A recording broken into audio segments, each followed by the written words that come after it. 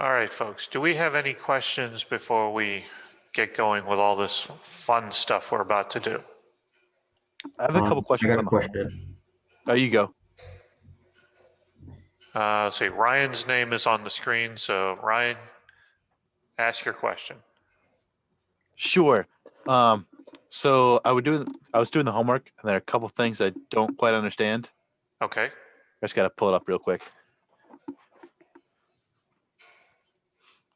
so my lecture is actually going to be quite short today, and then I want to give you guys time to actually do the homework in class, ask questions, and anything that you're finding you're having trouble with, let's get you squared away. So the first one was on the drawing itself, or the full assembly drawing. Can I share my screen? Yep, it's all yours. All right. Okay, It's disabled. yeah, go ahead, try it Oh, there again. it is. I just had a brain cramp. Oh, this is the oopsie.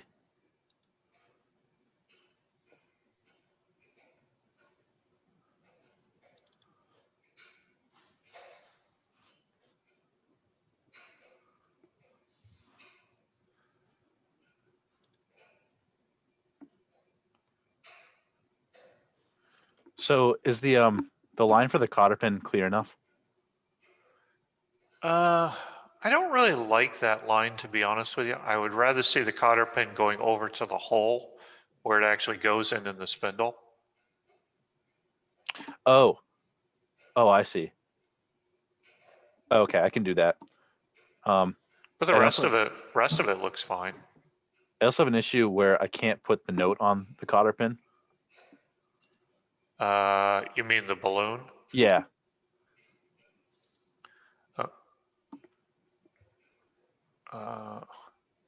Okay, so I think what's going to happen, several years in a row now, we've had video card issues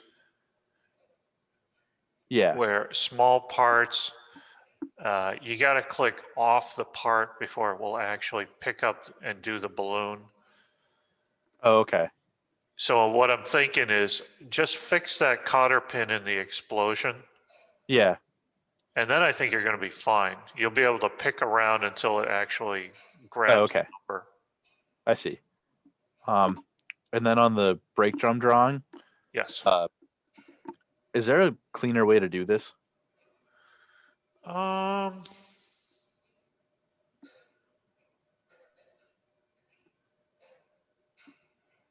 Not a whole lot.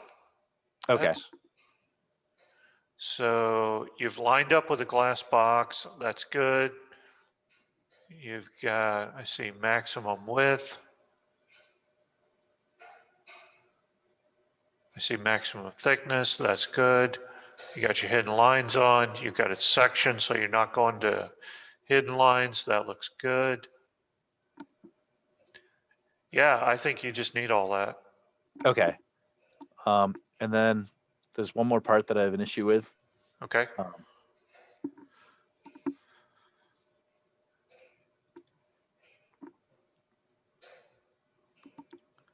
I'm not quite sure how to get the hole call out for this threaded thing here. Yeah, SolidWorks is pretty weak on exterior threads. So what I would do is just put a note in there Okay. and just say thread. Well, shoot, what did I say?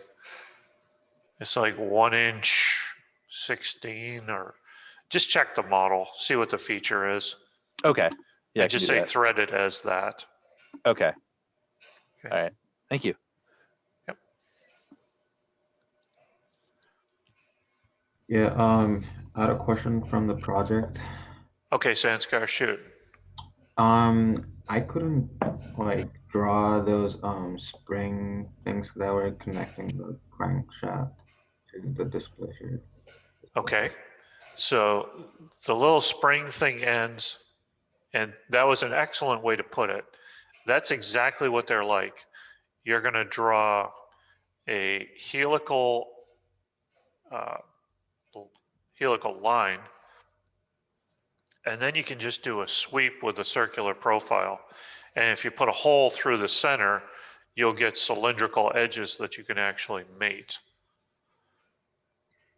Okay. So do you have an example of one that you're having trouble with? No, I just started drawing it and I didn't know I had to draw like that helix line. So I was like drawing arcs instead, and it was like pretty messy for me, so I couldn't draw it at all. Okay, so do you want to give it a shot now that you know you should use a helix and a sweep? Yep. Okay, give that a shot. We got 2 hours in the class, so I'm going to go through my bit of material that I want to do, and then at that point, if you need help, we can absolutely go through how to do connecting rods. Sure. Okay, any other questions that are just burning issues for folks? I hear crickets. Okay, let me get the lecture out of the way, and then we will move on to Stirling Engine project, homework, whatever you guys want to do for the balance of the class period. So, okay, so we are recording. That's good. And let me share my screen.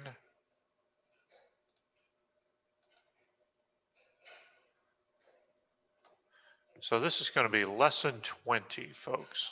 Where did the semester go? And this is going to be all about tracking design changes. Okay, so for most of the class, I've been harping on, don't put stuff under the rev block. Well, today we're actually going to do a change and we're going to document it. And I'm going to show you one of the most common ways to handle changes in parts. So in the folder for lesson 20, I've got this wedge example. If you guys would like to click along with me, you're welcome to. If you want to watch, that's fine too. But we're going to modify this and we're going to document our change.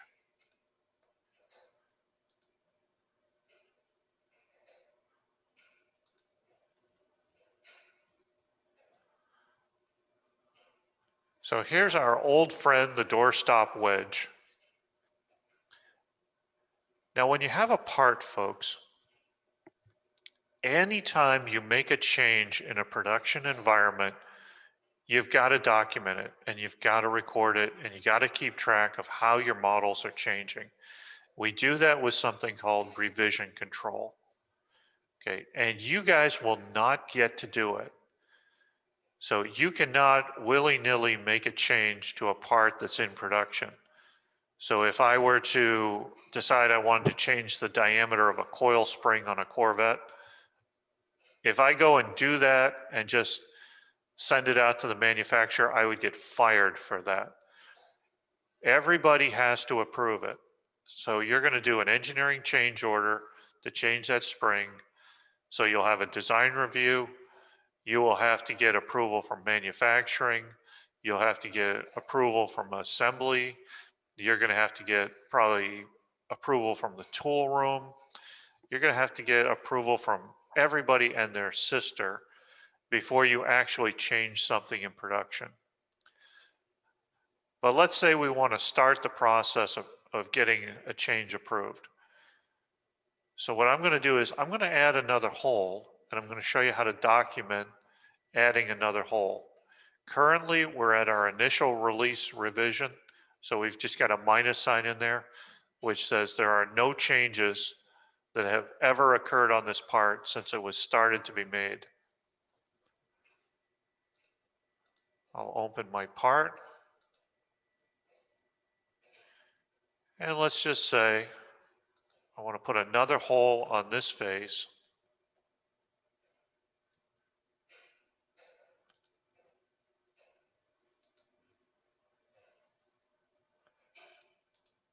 Smart dimension it.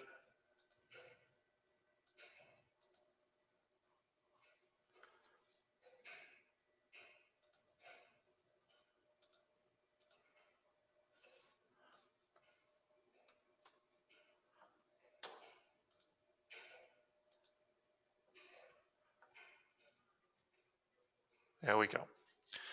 So I've got a hole in this part. Now, I can revise this part as long as I can still use this part in every application all the way back to when it was first released. So a typical example of a revision might be, say you're working on a snowmobile fuel injection intake. You know, maybe you need another pressure sensor hole in it, something like that. As long as I can continue to use that part all the way back to where it was initially conceived or initially created, okay, that's good. I can revise it.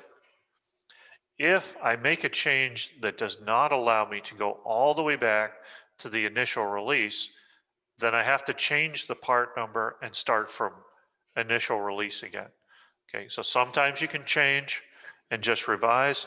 Sometimes you make a change and you have to go all the way back to a new part number. And it's all in how far back can you use it.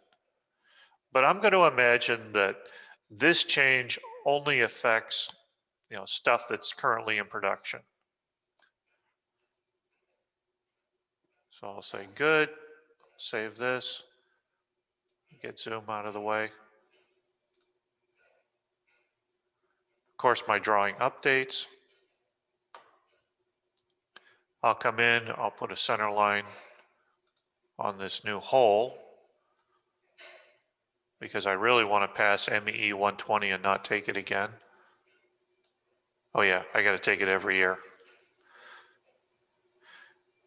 Okay, so now we've changed this thing and we have to annotate the change. And that's what we're going to do right up here. So we're going to create a revision 1. So I'm going to go over to a note. And I'm going to come down here under border. And I'm going to put a border around the note. And I'm going to use a triangle.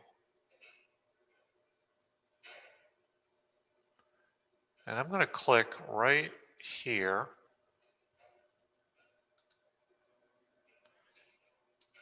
I'm going to put a 1 in there.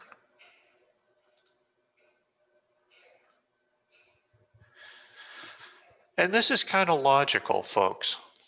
So if I have this triangle, that's a lot like the Greek letter delta. We often use triangles or deltas to represent change. So it's a pretty logical and reasonable thing to do. Now I have to document what I changed. And I'm going to do that right up here in the rev block. One of the things I haven't gone over very much in this class is the fact that you can actually sketch on the drawing. So if I click on the drawing and I come over to sketch, I can choose the line tool. I'll go right across. And there are other ways to do it. I could use tables for this. There's all kinds of slick ways, but this way works quite well for this class.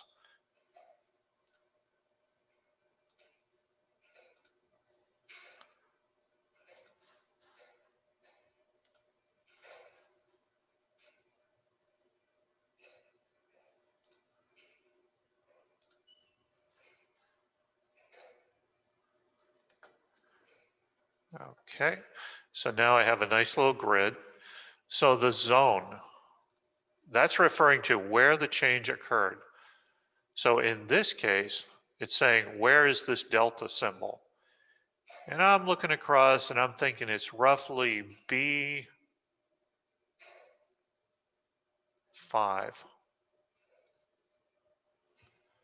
So I'm going to do another note.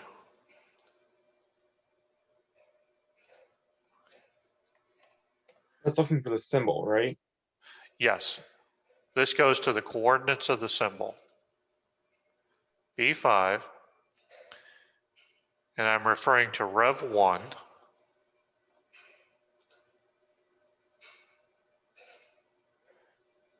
And now under description, I'm going to add enough description that I could undo the change. So describe everything that's changing.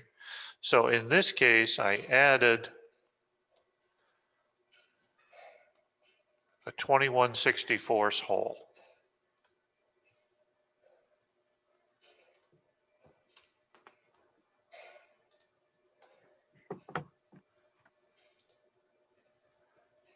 I'm going to add the date that I changed it. So today is the 4th.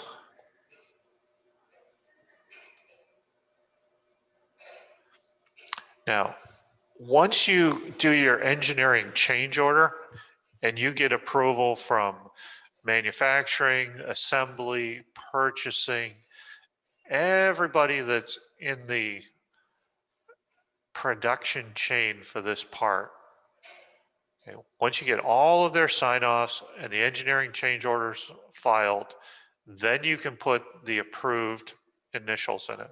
So in my case, come on, be SEA. And then this drawing would then be released to all the respective departments. The change would become official and the change would go into production. Okay. Oh, I forgot one thing. This would then need to go to Rev 1. So we'll go back to our part. And now we can change it from initial to Rev 1.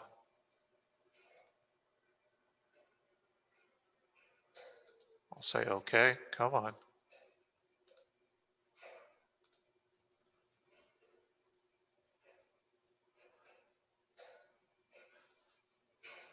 And that is how you do a revision in a typical company, folks. So you do your proposal, you mark where the change is, the change gets annotated in the rev block, and then once it's signed off by all of the respective departments, you can change the rev here and it goes into production.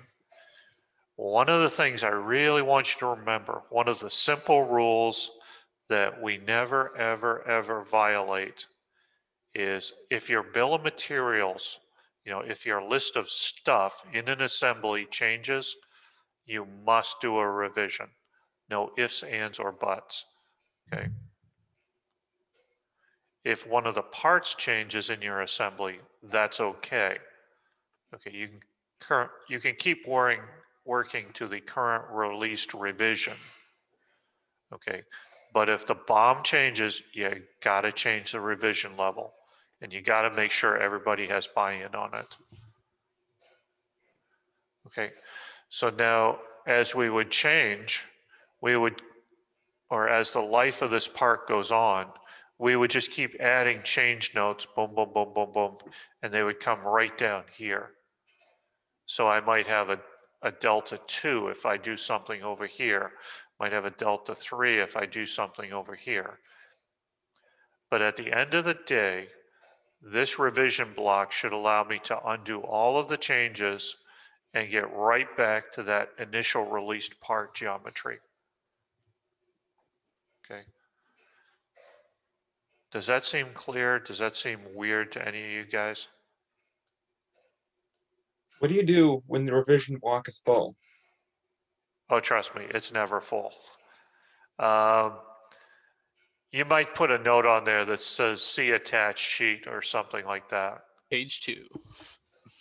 Page 2, I mean, like the F-15's first power turbine blade, that was at revision AK when I left Pratt & Whitney.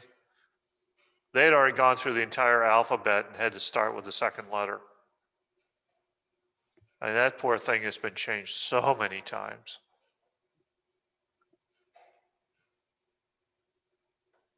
I have a quick question. What was the reason we said like, especially like CEA on an approved part? Right here, Yes. those are my initials. It says I was the person who approved the change. Oh, okay. I did the final authorization. Those are just my initials. His initials are C. Yep. Nice. Mine are GT. Well, ignoring middle. I was going to say, it's too bad you couldn't have GT and an O in there somewhere. Then you'd really be cool. All right, so that is revisions, folks. So just remember, you can make all the changes you want, but you got to document them. And if the assembly changes, you got to revise it. All right. So you're saying the F-15 was on revision 37. Yes, as of 2000. And just that one part was at revision 37. Pratt does something which I find a bit strange. So that blade blueprint is like 20 something pages long, and they'll go by revisions per drawing page. So they have one part number. Page 6 can be on Rev AK. Page 12 could be on AJ. Page 22 could be on Rev Z. And that just hurt my poor head. But, you know, They didn't hey. do them in order, at least. Oh, they did them in order, but to have different pages of the drawing be at different revision levels, oh my head. But, you know, everybody does it differently, and the airplane is flying successfully, so they must be doing something right, and it's working for them, and they're making money. So, you know, as much as it philosophically hurts my head, okay, whatever. It's working So- for them. So the manufacturer of the airplane itself wouldn't change anything because the engine part number would be the same. Correct, absolutely. Yeah, when they buy an F-100 220 engine to put in that airplane, they just buy the current release revision of that engine, and that's it. What happens if they make volume changes to the engine? You mean when they make changes to the engine? Yeah, true. Well, I mean, it could be small revisions that they make that don't necessarily change the overall size of the engine as a whole, or at least within like the given space that it is. Right. So when I was there, I did a revision which changed, let me see. It was how some of the turning vanes were held in. And that was absolutely fine. So we had to change the assembly because the bill of material changed. We added some new parts to it, some cobalt spacers. And then once the assembly was upgraded, so it got the next rev level, it went to production, and that was it, end of story. Another assembly level up from that, where we had the entire power turbine, that rev didn't change because we were just using the current release rev. What if you change the outside geometry of the whole engine for some reason? Would the airplane manufacturer have to change something in their That would be, system? yeah, that Um, could potentially be monstrous. Yeah, that would, Quick thing. that would be a huge change. You would have to almost change the whole engine part number. Is the wedge the only thing we're doing? You're not even doing the wedge. We're I not even gave you doing the guys enough wedge? homework with the, With the previous, that all we need to do is the previous? yeah. All right, sweet. So Did you say that next? For some reason, I have a feeling that we have an exam coming up here soon. yes, we do on the 18th. All right, I remember you mentioning it, and I was like, it's sometime soon, and I'm spacing it. Yeah, it is the 18th, so we're 2 weeks out. All right, sweet. Okay, I do want to show you guys one thing.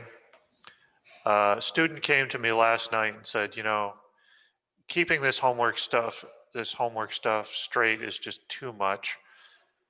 Can you fix it? So what I'm going to do going forward is I'm going to write down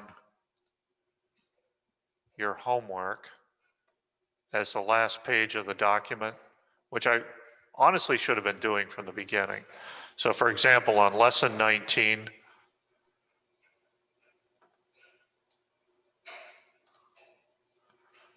I'm going to put something like this: homework due on. So for next week, you've got the Jeep suspension, what I'm looking for, and you've got the U-joint package to do. Thank you. That makes it a lot easier than going in and going, which file is the homework? Yeah, absolutely. And, you know, guys, honest to God, I have no problem with you coming in my office and saying, this is the worst course ever.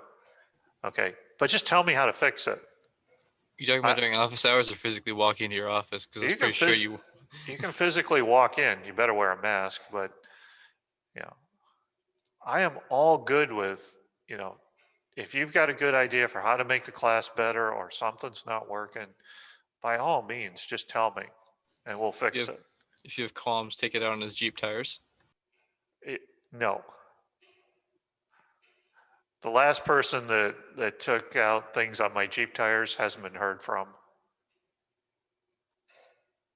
All right, so BSing aside, the rest of the time is yours, guys. So go ahead, let's get on this stuff. Some of you guys have already handed this stuff in, which was amazing. But get on this, and if you have questions, let's get the issues resolved and get you moving forward. If you want to work on your Sterling engine for the rest of the class period, I'm fine with that too. And we can cover whatever question you might have. Okay, time is yours. Professor, Yes, Anskar. I still couldn't figure out how to draw it. I mean, I figured out how to draw the helix, but I couldn't figure out how to draw a line through it and like draw another helix. Okay, so let's do a connecting rod example.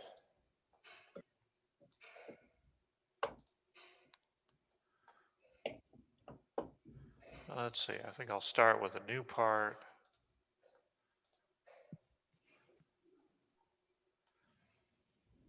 I haven't done one of these in a while, so I may have to mess around a little bit.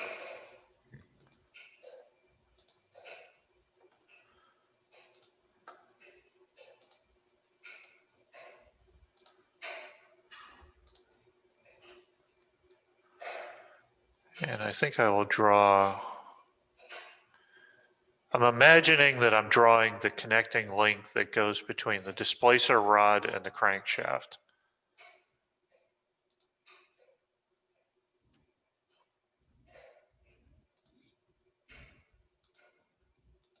So let's see, this one would have to be 0.0625 to go around the crankshaft, and then plus 0.025 to go out to the center line of the wrap. And then this one, this is going around a 0.025, and it's going to be wrapped with 0.025 as well.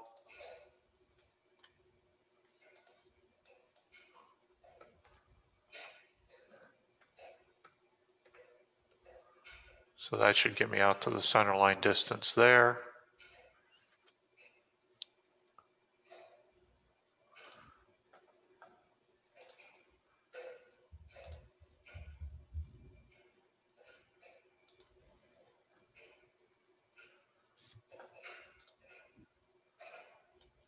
Okay, so let's try working with this to start.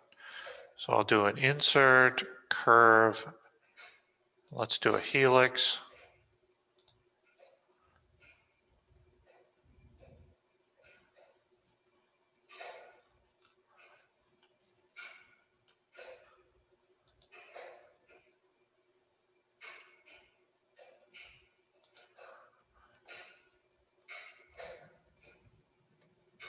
Oh, maybe I can't do it that way. I think I tried to do it this way last year and realized you got to have one sketch per helix circle. Yeah, I think so. Because I tried to do that too and it didn't work out. All right, so let's get rid of this. Let's try it again.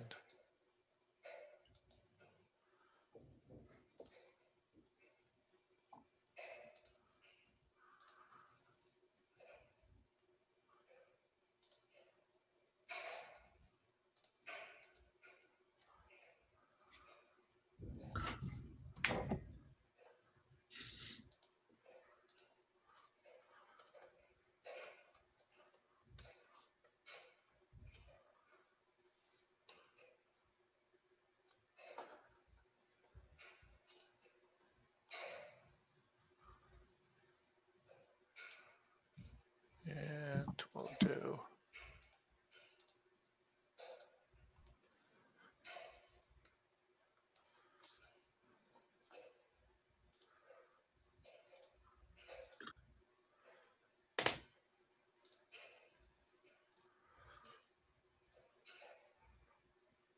Let's see. How about 2 revolutions? That's sounding pretty good to me. And then we'll do a swept boss or base. We can do circular profile.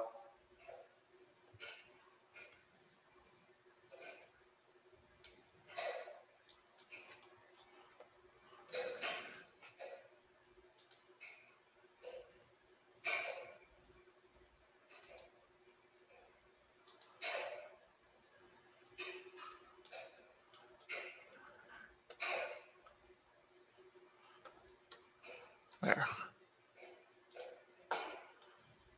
A little bit better.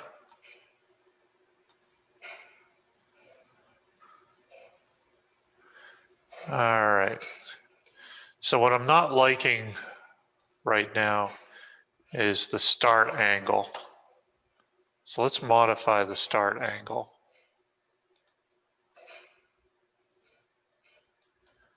And we'll move that to 270.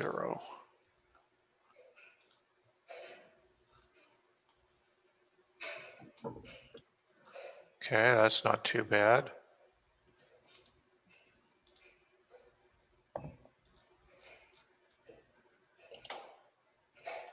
Now I'll draw a line.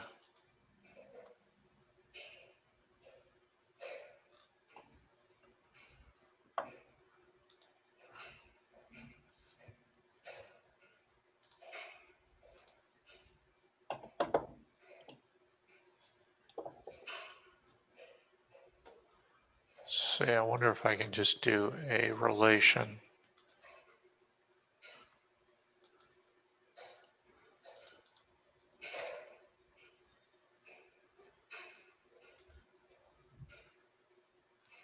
Nope.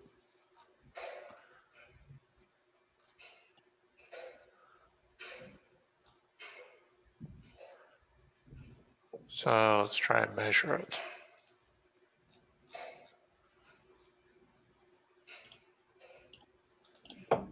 We'll go from that end to the right plane. And it says we are 0.0813 inches.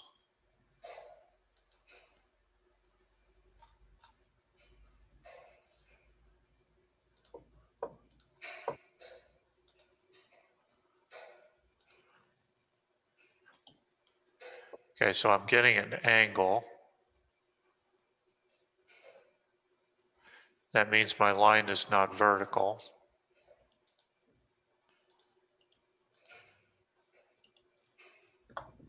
So let's make our line vertical first off. Go.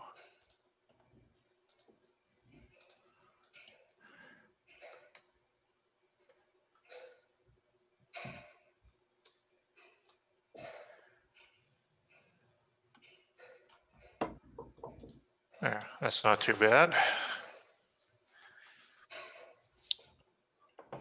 We'll get out of our sketch. And we can just sweep that.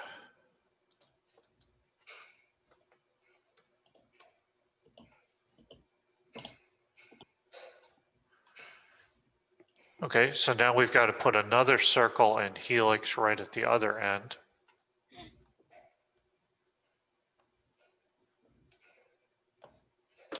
I think at the junction between those, it's not going to be a nice flush junction, right? Because Right. it's at an angle. Yeah, you got that little break right there. I'm not worrying about that. This is a SolidWorks 1 course. If this were some fancy course, you know, maybe a SolidWorks 2 course, you know, we do a proper 3D sketch and join all that up. I don't care that there's a break right there. Okay. So I might want to redo mine then, because I drew the two helixes and like tried to line up the faces as best I could, and then just did a loft in between them, so that it is a nice connection, but it's not exactly circular. Which one would you prefer out of those, or does it not matter? It really doesn't matter. If your loft looks good and, you know, you can put appropriate detail on a print, fine, stick with it. Okay. But for everybody else, I would be just fine with the way I'm going here. Is there a SolidWorks 2 course? We keep talking about it in the department, but as of right now, there is not. Okay. I had a question about the exploded views. Okay, let me just finish up Yep. with this other twisty, and then absolutely we'll do explosion stuff.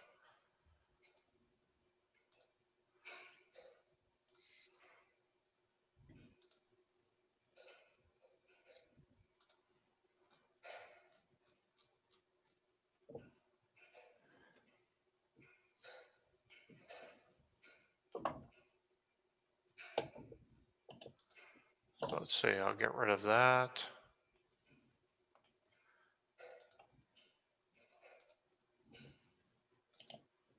And this diameter is going to be 0.025 plus 0.025. Because I've got 025 wire and I've got 025 wire wrapped around the outside. Okay.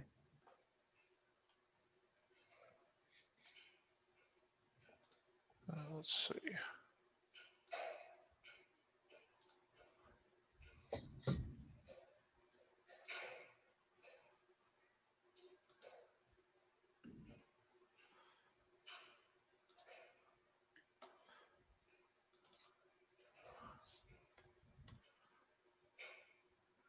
Go.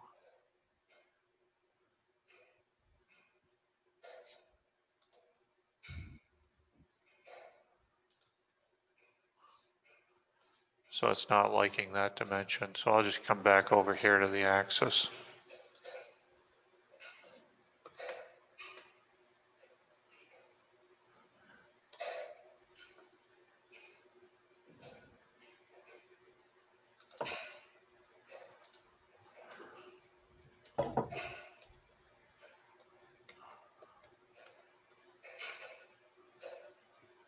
That looks pretty good.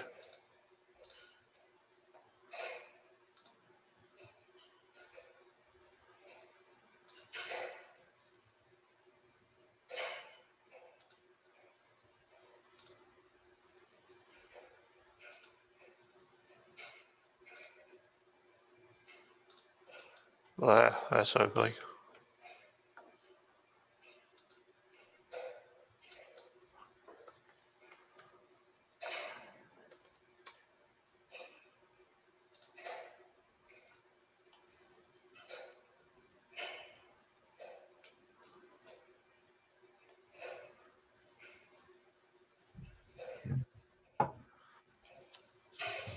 Okay, so now I've got a straight rod with two twisties. And that's not bad. The problem would come with this is when you go to install it, this would be impossible to mate. So you'd want to be mating this interface to the crankshaft, and that just will not happen. So what I recommend you do is we're going to put a hole right up through the center of that.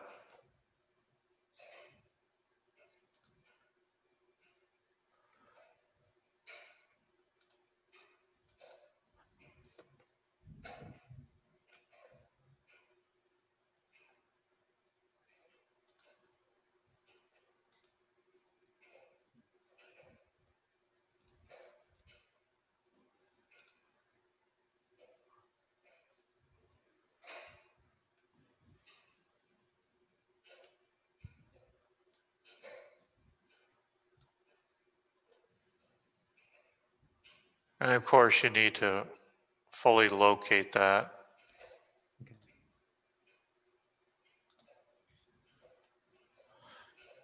But now, just by taking that little cut on the inside, you can actually mate this cylindrical surface. And we'll Where'd you do, put the hole on? I put it on the plane. So the hole resides okay. on this plane. So do we have to draw like two different rods like this? Like I saw another rod like this connecting the crankshaft with the balloon. Well, you don't have to, but I'm not sure how else you would make that connection. If you chose a design that didn't have connecting rods, which quite frankly would be really hard, you might be able to do it. No, what I meant was, do we have to draw like two of these for like two different like should we have to draw two of these rods for like the crankshaft and the displacer disc and the crankshaft and the balloon? Yes. So because the throws are going to be different lengths, the displacer moves up and down 3/8 of an inch, excuse me, 3/4 of an inch, full throw. Okay. And the other one moves 3/16 either way. Yeah, you're absolutely going to have two different ones. All right. I have a question. Go real ahead. quick. Just for a assembly, do they need their own part number? Yes, absolutely. Okay, so and like for the vendor information and all that, how would you fill that out for a sub-assembly? For a sub-assembly? Yeah, like I'm doing the drawing right now for my one of my sub-assemblies. And Oh, just assume you're making it, so there is no vendor part number. okay. So we just need the part number for that. Right. So Okay. like with this part that I just drew, you know, you can give it part number 16 if you want. I don't care. You can just go part number 1, 2, 3, 4, 5 and create new part numbers as you need them. That's totally fine. And then the sub-assemblies are all made by you. None of them are purchased. That's fine. Okay, so Sanskar, yes, you will need two of these. They will have to be of different lengths. And the only difference is going to be the length of the straight section. And because the two parts have different shapes, they must have different part numbers. So they're going to need their own models and their own drawings. And I also had a question about how to assign the part numbers to the part. Yep. I couldn't figure that out, so I need to assign part numbers for like every single one of my parts. Okay, so when you go to assign part numbers, I'm absolutely fine with you guys just going 1, 2, 3, 4, 5, 6. So your top level might be part number 1. Your cut elbow assembly, that might be part number 2. Your top cut can might be part number 3. That's absolutely fine. Okay. So it doesn't have to be specific, like it could be random. Or... Mm,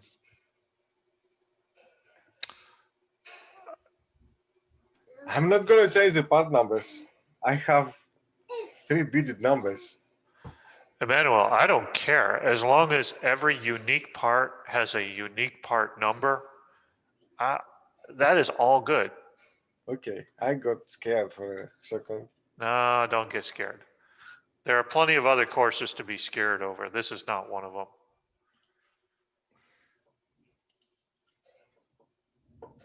Okay, so Sanskar, back to your question.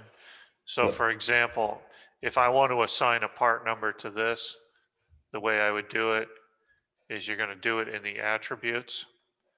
So in this case, maybe this is going to be part number 5 in my case. I don't know. I'm picking a number. So I'm going to fill out the description and I'm going to say,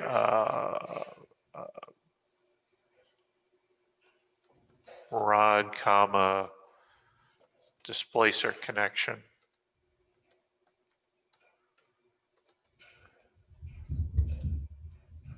I'm going to get rid of the vendor part number, because I'm making this thing. I'll say okay.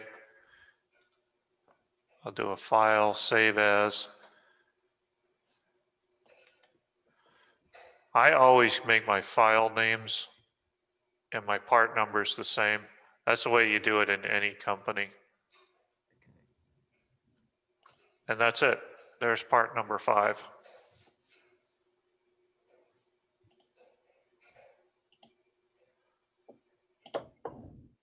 All right. So, like one last question. Yeah, shoot. I couldn't like mate my bottom helix with the rod like you did. Yes. So that's why I had to do this hole on the inside, because you need these cylindrical faces to get it to mate up. Okay. Did you have that hole on the inside of the helix? No, I mean by mating I mean like the bottom of the rod.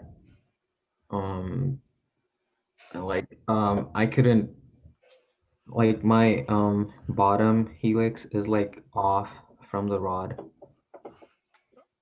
Okay, so when you say it's off of the rod, are you talking about Yeah, it's not. that little discontinuity? Yeah. Okay, don't worry about that. Okay, we are not going to go deep into 3D sketching, and you'd have to do 3D sketching to get that all perfectly smooth and nice and correct. So if you've got this little opening right here, I don't care about that. That is not something I'm going to make a big deal over.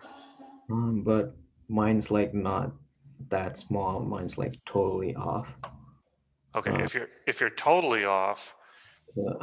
then you just need to go in and fix your sketches.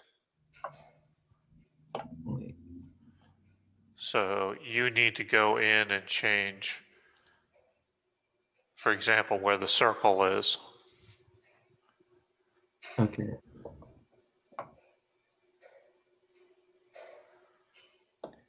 Okay, I think I got it. Okay. Yep. I have still a couple questions about the displacer subassembly. Do you mind if I share? Absolutely, go for it. It's all yours.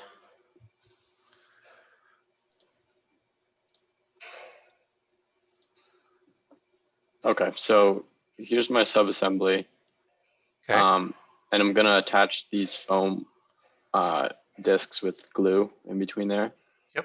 So I have glue as a part, and I brought it in. Okay. Obviously, there's nothing. It's just blank, but the properties are filled out. Yep, with perfect. my part numbers and everything. Yep. So that should be fine. Oh, go ahead. So were you going to say, how do I put it on the print? Yeah, and it's not showing up in my bill of materials either. I'm just gonna open. Yeah, show me that. That's weird. Okay, so here's just my overall dimensions, Okay. exploded view. This I'm also not sure about because ideally I would do these bends as like a feature at the assembly level, but I Yeah, wasn't really sure how to do that. that's fine. I mean, don't get all wrapped around the axle with that. Okay, I'm with you. so It would have to be bent once you get it in place, yeah, but I'm not worried about that either. okay, because it's not just like a fillet that you can do. It's like you'd have to go in there. Okay, so these balloons came in well. So if I insert my bill of materials.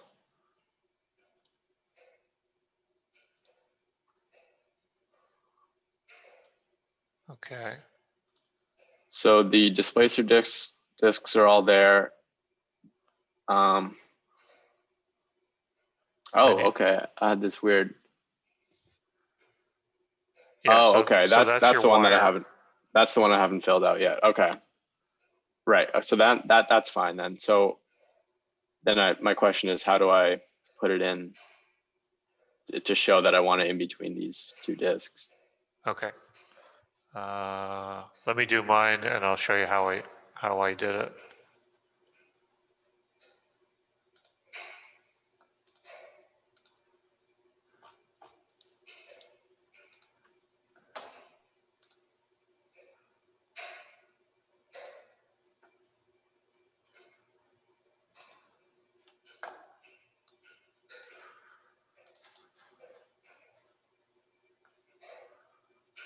I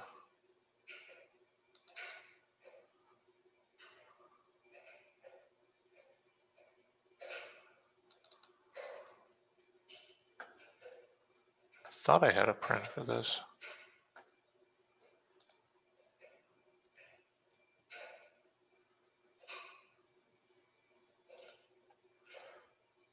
Well,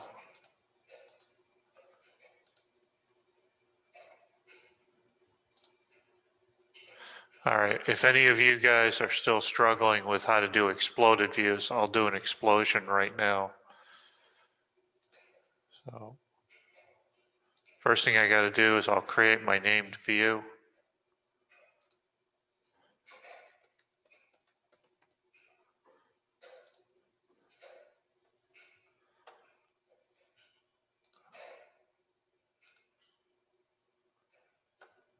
And then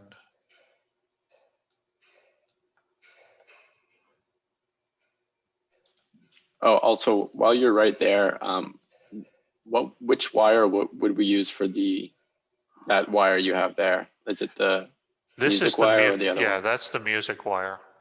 Okay. The other stuff is not straight enough. So both the other wires would then be the other 0.025 wire. Yeah, the 025 safety wire. Okay. And you said with these wires, don't worry about pushing them through material. Yeah, don't worry about that. 'Cause the crankshaft would have that problem too.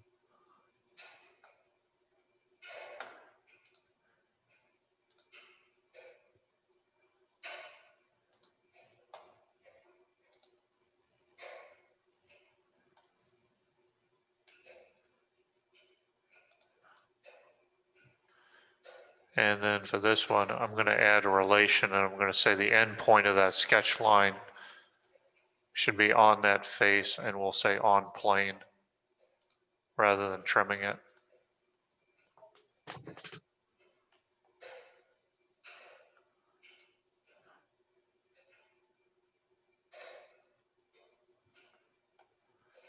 Okay, so we'll collapse it.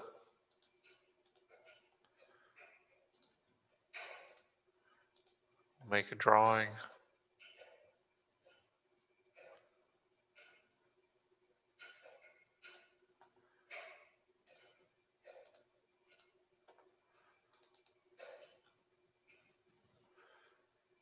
We'll do an explosion.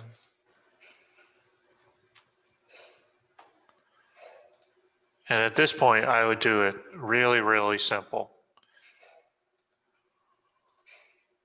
I would do something like, say, apply 3 drops of item 3.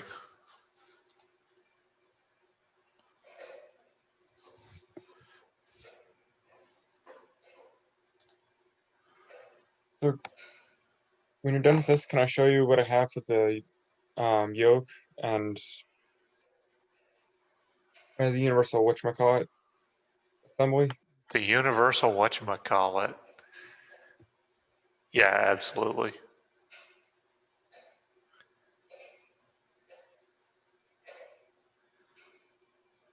So you can do this, and you can also do, let me see. I know you can do a multi-leader.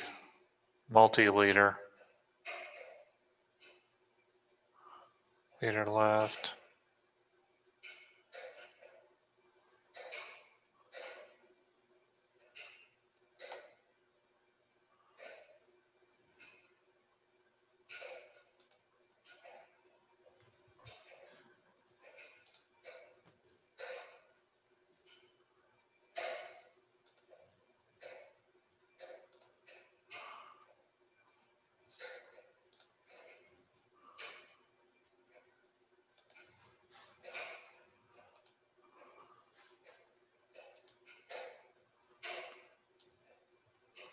Okay.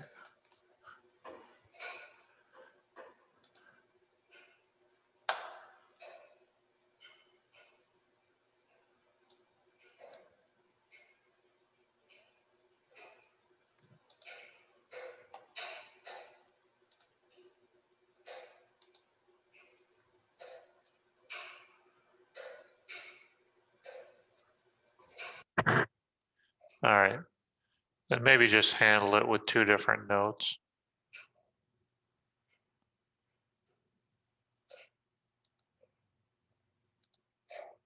That's 1 note for the wire and 1 note for the displacer.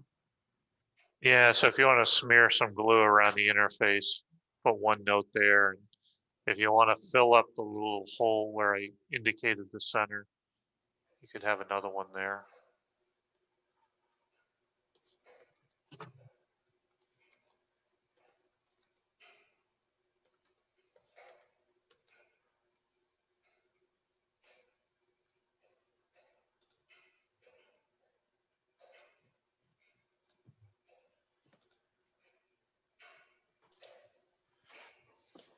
Does everything on our bill of materials, so like vendor name and part name and all that, does that have to be in all capitals?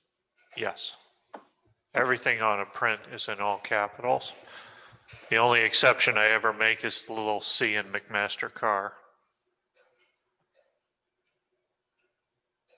So may I share screen now?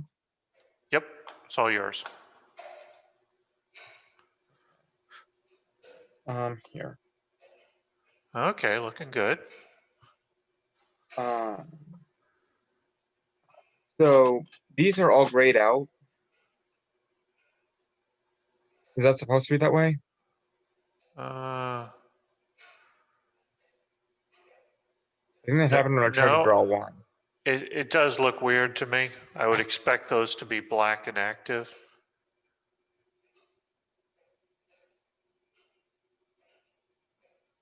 I would say save the part, close it and reopen it.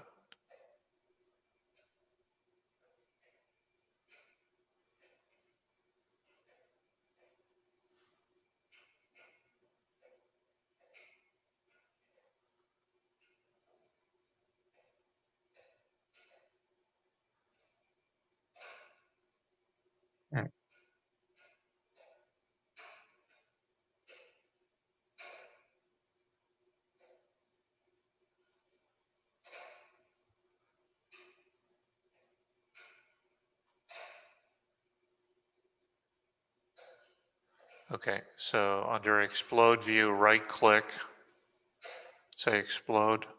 There you go. Okay. So to put in the lines, what do I need to be under? Okay, so I don't see an explode sketch in there yet. So insert an explode sketch, Oh, okay. explode line sketch. There you go. And That then must just, be what I messed up. yeah, there you go. So how do I indicate this goes there? Do I just put a line?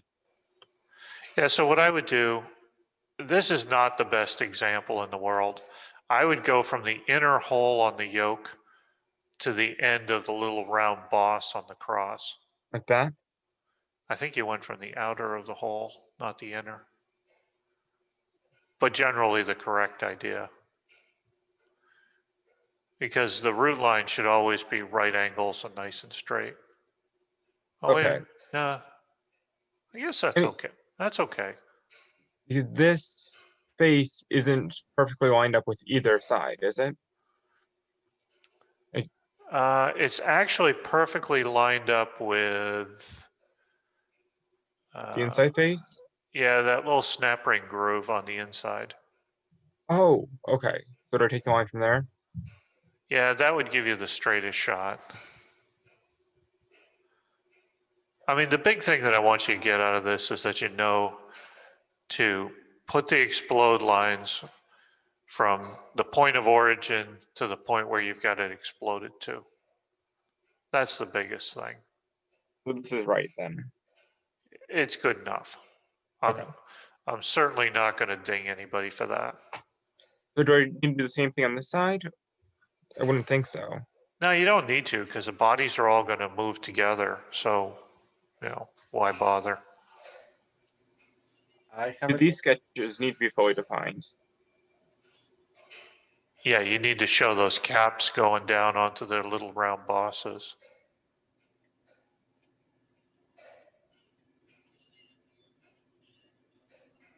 Go down the center. Oops. Okay, thanks. I, Matt, yeah. Are you done? go ahead. Is it okay? How can I? Okay, I used smart fasteners. Is that okay with you? Smart. You mean this, the automatic root line option?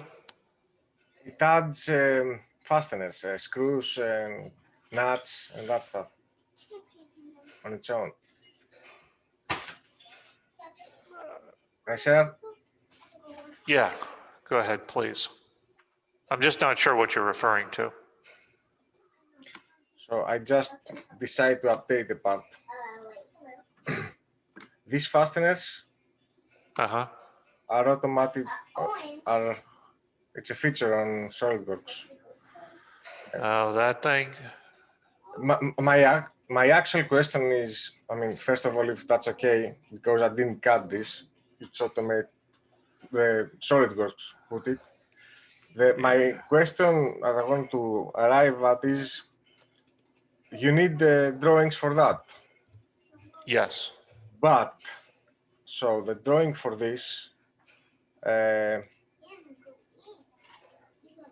I can make a drawing. I can. Okay, yeah. Okay, forget it.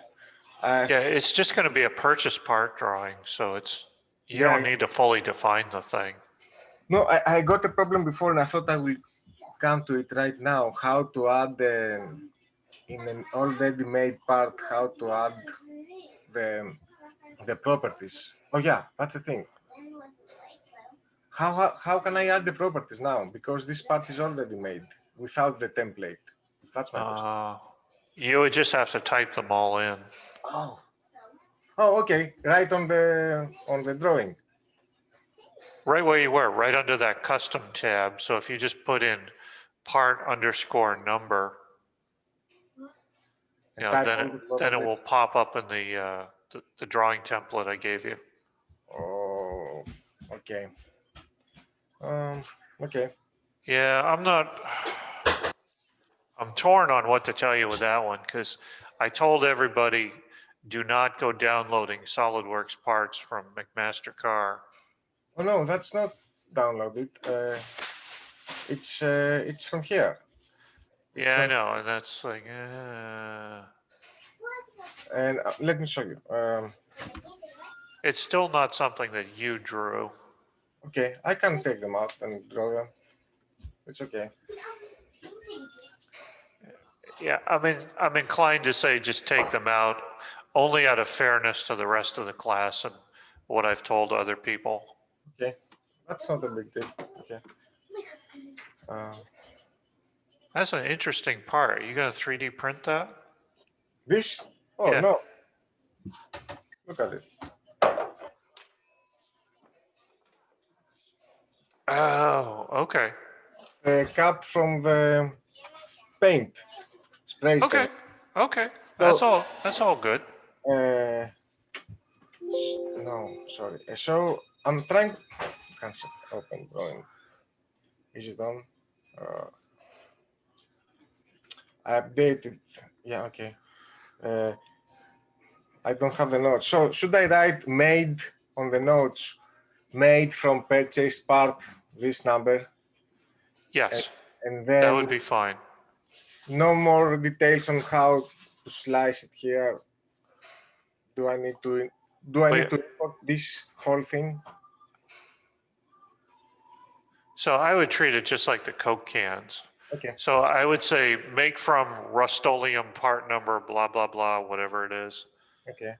And then just tell the assembly person, cut at this height. So specify a height for what you want. Okay.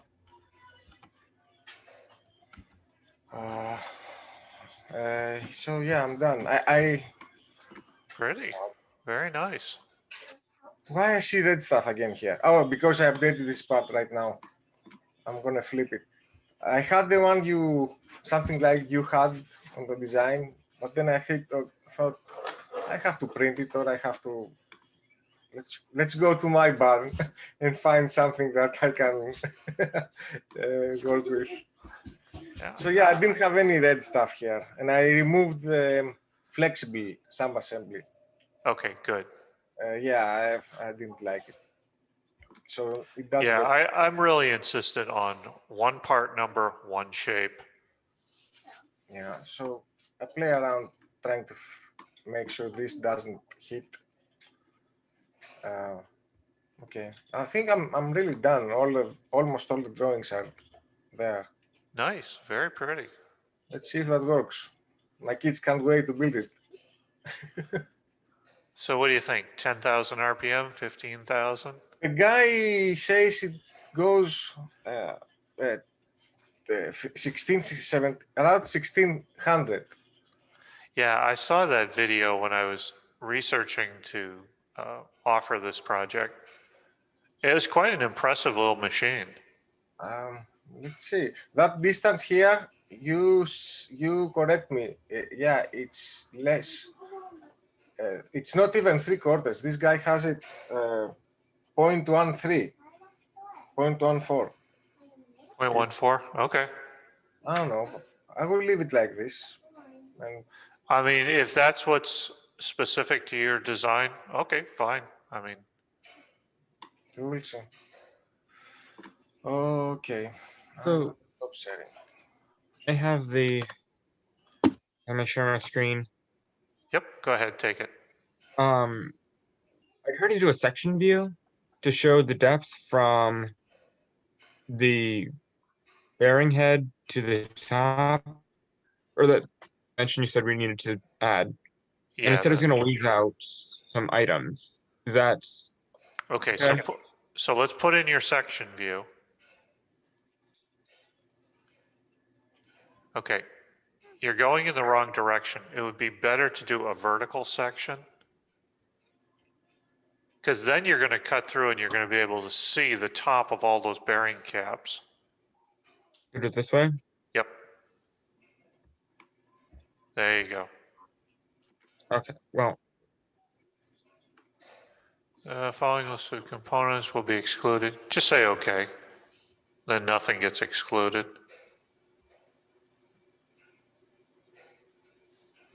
So, yep, change it to A. Good.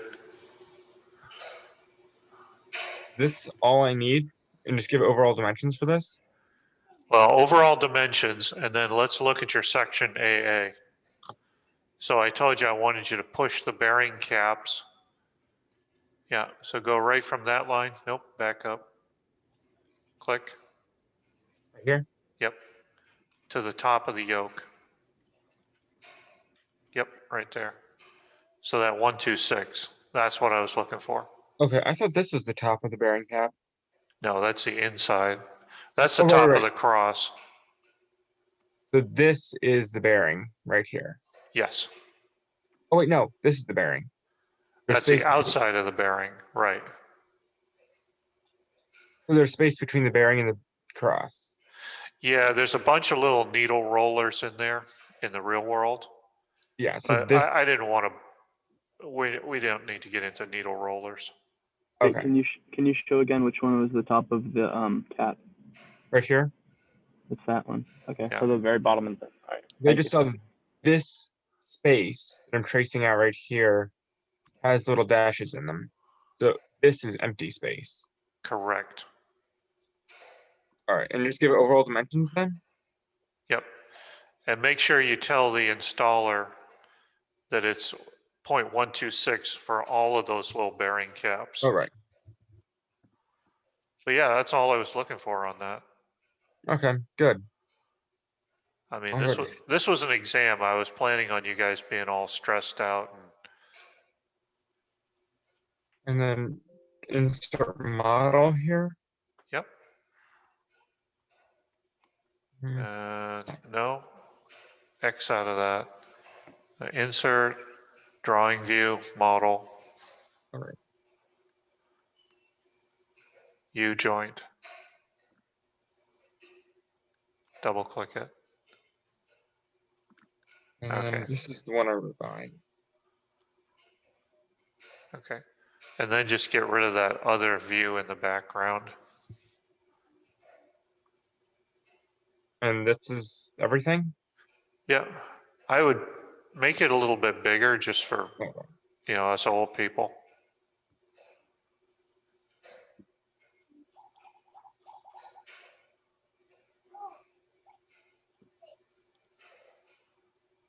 Oh, you know what? This is Yeah, you're changing the sheet scale. You want to change the view scale.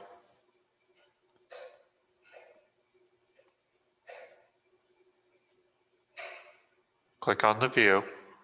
There you go. And now change the scale. Or you can do it that way. That's pretty big. Yeah, that works.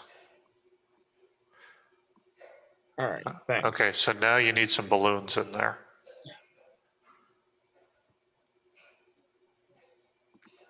So are these four things all the same? Do they all get different balloons?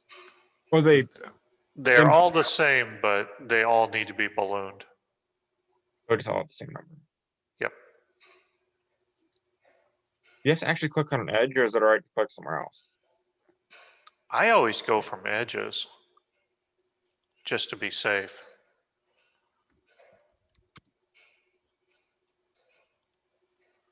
Okay, and now you could do your bomb view while you're here. Insert table. Bill of materials. So I select this view, top level only. Yeah. The rest of it should be fine.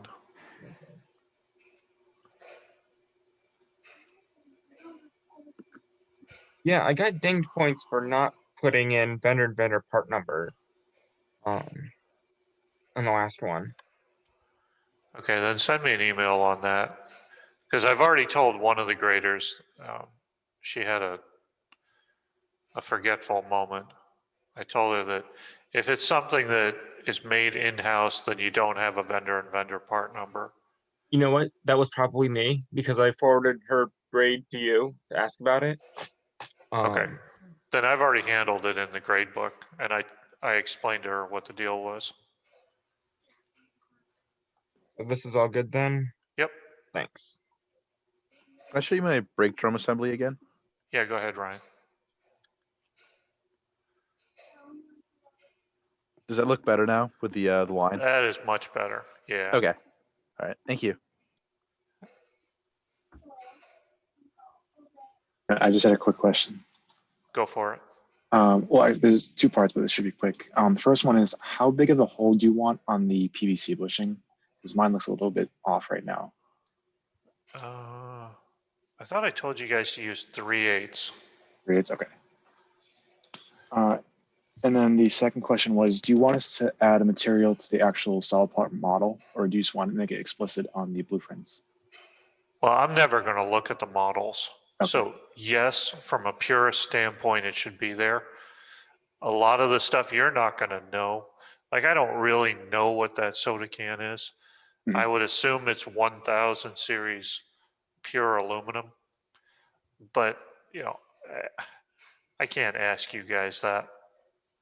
You haven't Okay. had a materials course. You don't know the numbering. That's just not fair. All right, thank you. I think the only materials covered so far, I think it was mentioned about different types of steels and high and low carbon steels, but beyond that, they haven't mentioned anything else. Yeah, so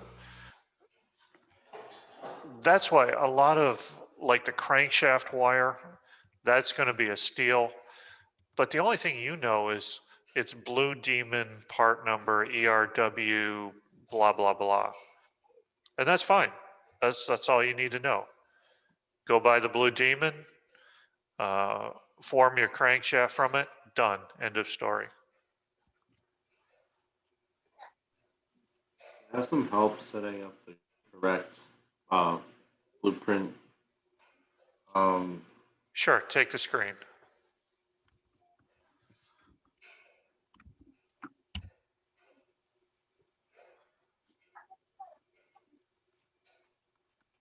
So I have the piece part drawing template in my SolidWorks templates folders, Okay. but when I go to make a drawing from a part, or if I want to go like, so if I go here, make a drawing from this assembly. Okay. So first off, turn off only show standard formats.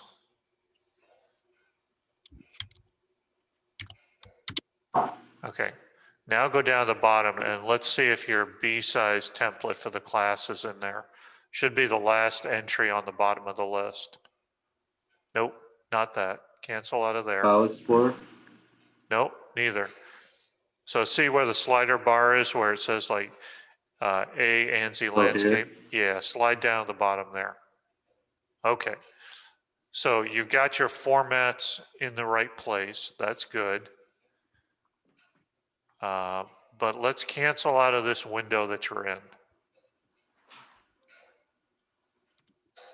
Okay, what I'd like you to do, let's just close this drawing and let's create a new part.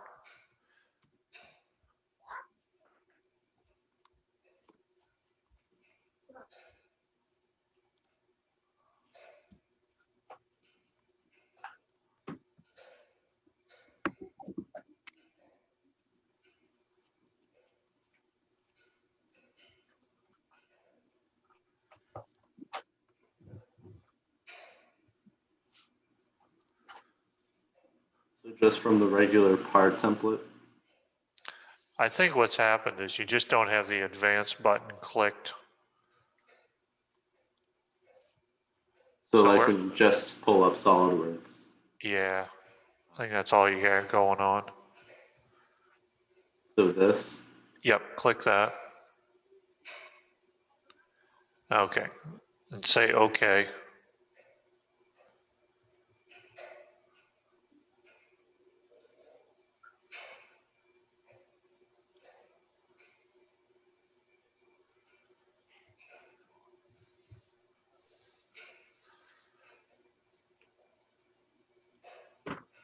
Come on, Betsy, you can do it.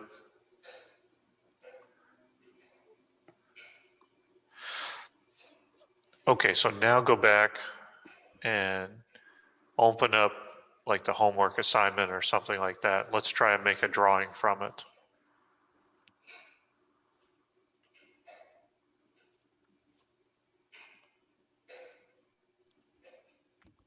Universal joint, this one?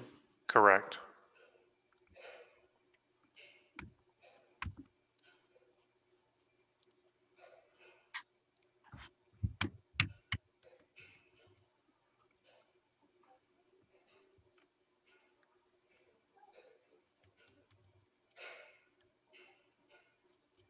Still screwed up. Okay. So let's cancel out of that and let's check your file pathways. So go under the options icon, which is the little gear icon top left. Let's go down to file locations.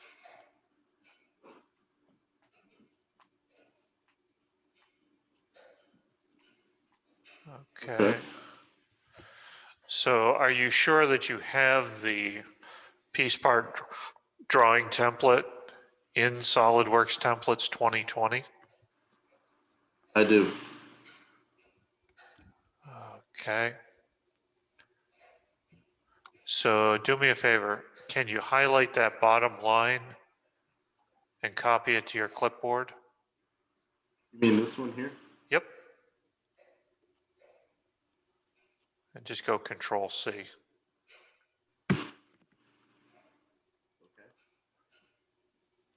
Okay, now open a File Explorer and paste that destination in. In the SolidWorks templates folder?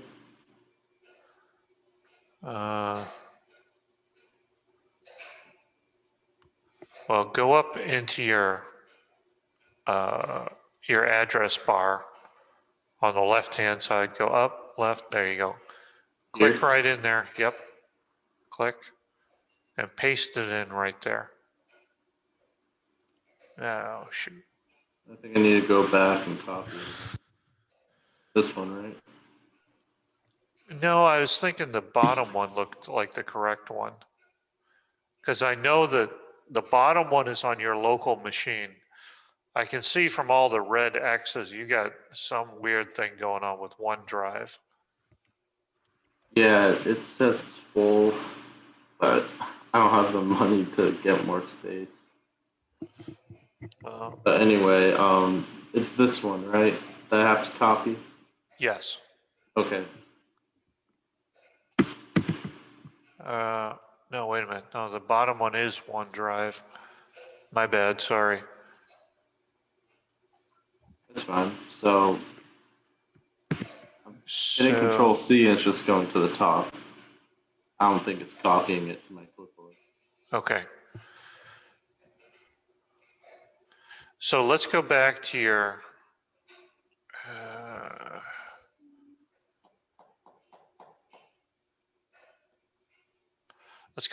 File Explorer and let's see.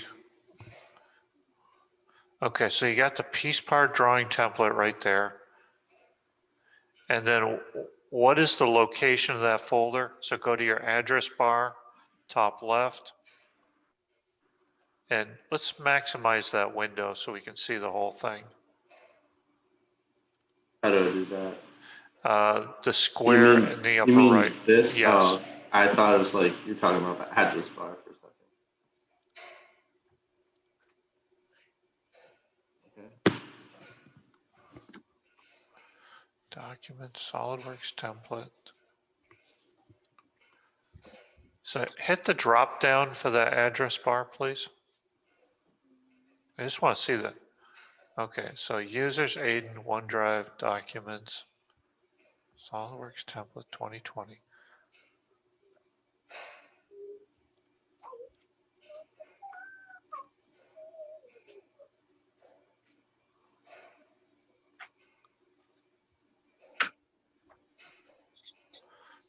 See, I'm not getting what all those red X's are all about. Tell you what, let's try something a little bit desperate. Can you copy piece part drawing template to the clipboard right from there? Sure.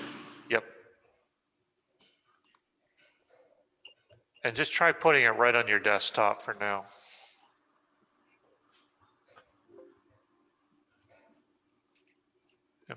Yeah, paste it on your desktop. Okay. I still don't understand what that, it's got some little red object on it. Yeah, I just don't think it's saved to my OneDrive. I already filled up all my storage. Yeah, but it shouldn't be on your OneDrive. It should be on your local desktop. I don't really know. It's just been Okay. happening and I can't really fix it. So let's go to SolidWorks again, and let's put in a pathway to your desktop. So let's go back to the Options tab and go down to File Locations. Hit Add, and then go over and click on your desktop and say Select Folder.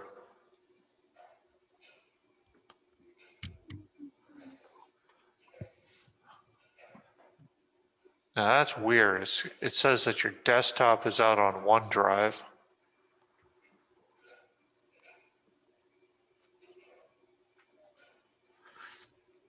Aiden, are you on campus? Not currently, no, but heading back today. Okay. Because I'm thinking you either need to come see me or come see IT. And we got to get this OneDrive stuff squared away. Yeah, sure. Should I just go to Crosley Hall then someday? Yeah. I think probably the better thing would be to visit IT or put in a trouble ticket with IT to get this OneDrive stuff squared away. If they can't square you away, then come over to Crosby. Okay. I just don't know like what the issue is. Like, I don't either, because it looks like you should be able to see the piece part template. so is it not displaying because it's saved to the OneDrive instead of my local storage? Right.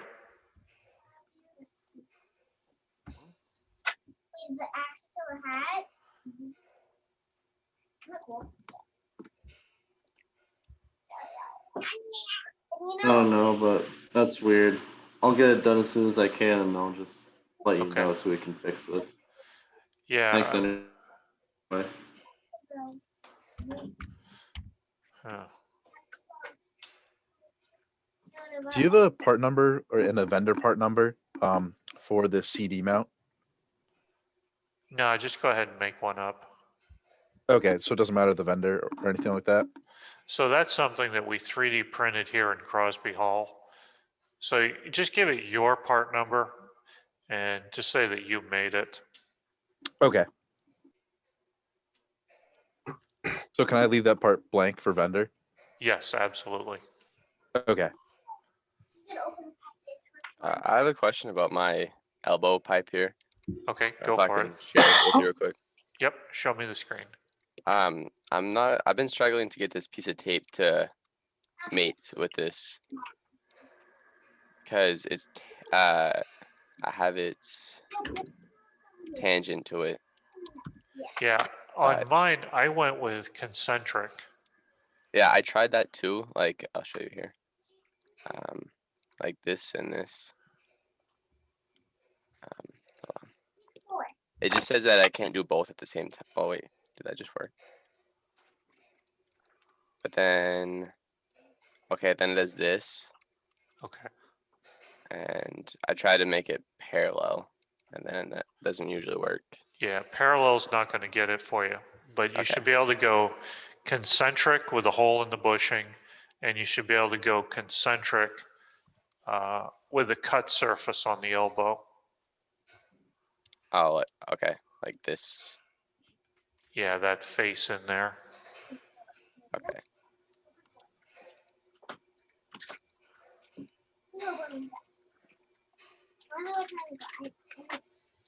Okay. I'll work on that. Also, you know, the fillet on the elbow, I wasn't able to do that either. Okay, so go into the elbow piece part. Yeah. And let's take a look at what it's doing.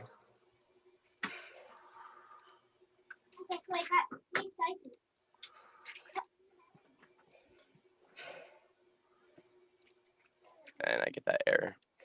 Okay, so go with a smaller radius. Go with like 0.03.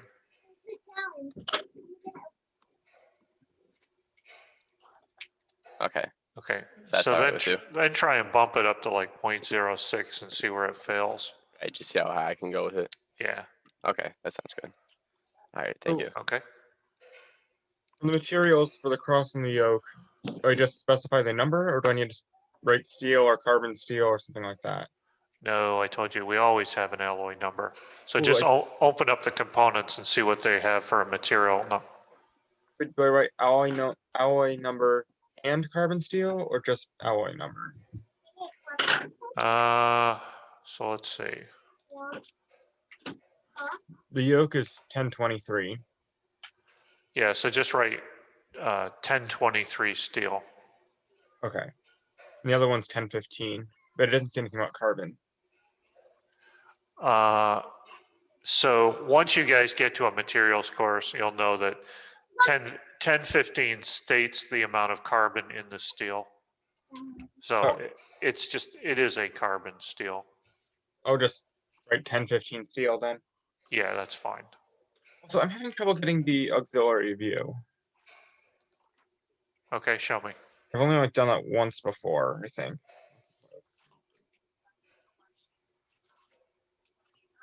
Go to drawing, auxiliary view. Yep. Then And click on the edge. No, on the view to the left. Yep, click. Oh, okay. There you go. I think. Then just slide it around and make it fit. And also, see where it's got the view line, the DD line? Grab Yep, that AKA. and drag it up and lift it off the model. Yep.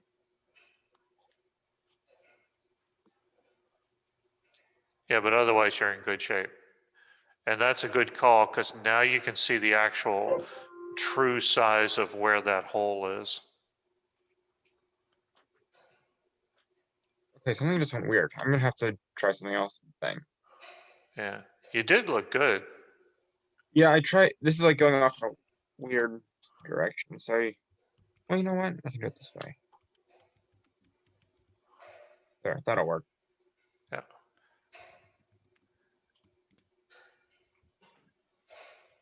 Very nice. Yeah, and you can grab that view DD and put it up closer to the view. Oh, this thing. Yeah, the little note. Yeah, much better. And all I need to put on here is a call out. You'll need the whole call out, but you also need the whole location. All right.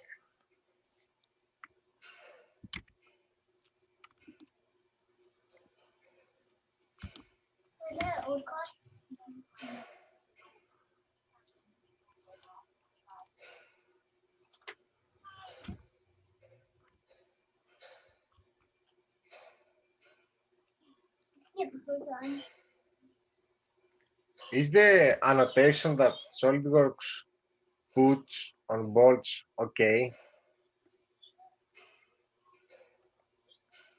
Annotation for bolts. I'm not sure what you mean, Emmanuel. I just made the head socket. I mean, let me know. You are helping someone else? Yeah, but he's good to go. He's cooking right along. What is a second. Okay, figure. Okay, I just made this.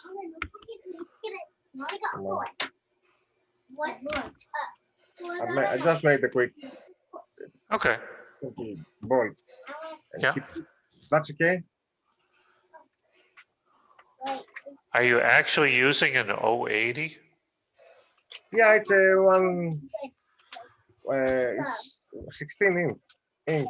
Just Because It's- 080 is like the bolts you use on the side of eyeglass frames. It's tiny, tiny, tiny. I would have guessed that to be more like a number 2. okay. Yeah, I can make. But okay, I mean, whatever it is. Yeah, I just okay. Yeah, I can make it bigger. Yeah, it does make sense. It's only 1/16. That's why. But so this annotation is good enough that it's put in there. I don't remember how we do it. So the only problem that I really have with it is the lowercase. So if Oh. you said 080 and then capitals for machine threads, Okay. okay, I'd be fine with that. I will fix it. Okay, thank you.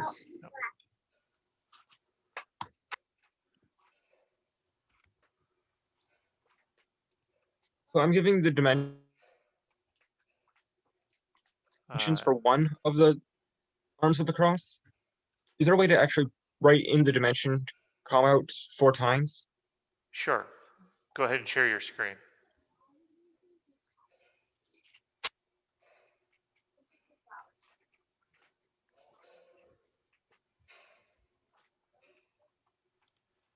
Okay, so what you could do, you want to say that it's 3/4 of an inch for all 4 of those, right? Right. Okay, so go on over to the left-hand side in the dialog, slide down, and see where it says dimension text? Yep. Okay, click after dimension, press return, Enter. enter, yeah. And write 4 places. Okay.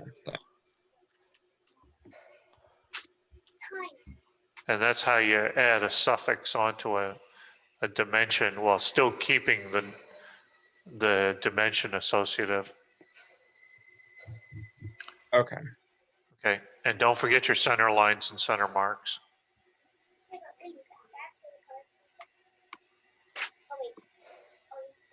Can you look at my yoke?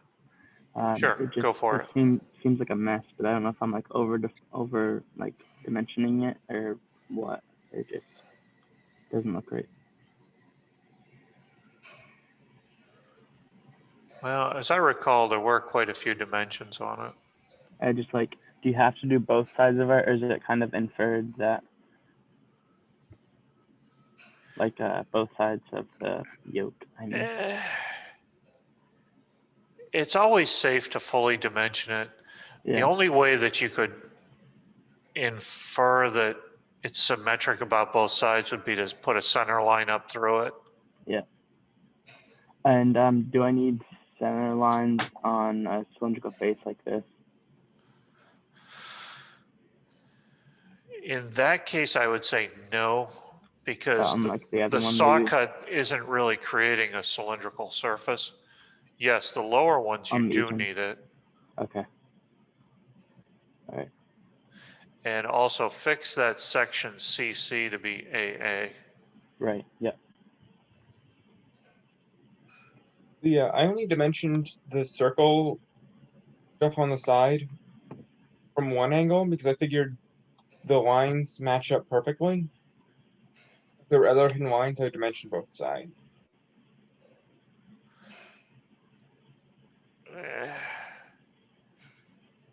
Yeah, I mean, if you drag the center line from the bottom all the way up, that would be a reasonable assumption to say that both sides are symmetrical. Okay.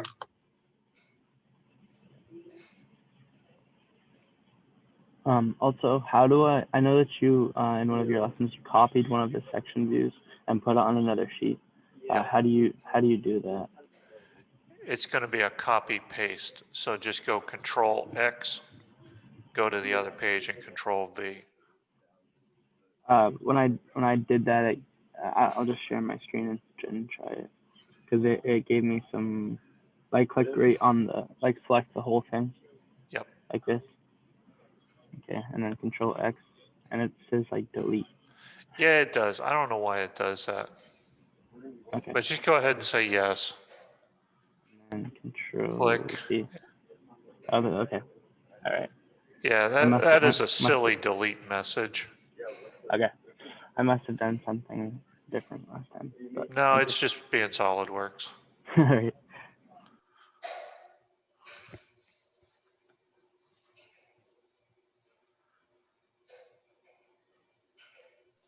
All right. I have a question about my crankshaft. Go for it, Oh, Sam. Okay, it'll be pretty quick. Now, we still got plenty of time. We got another 15 minutes in the class. Whatever you guys need. Okay, so for this, I figured it would be easiest just to import the annotations. Okay, sure.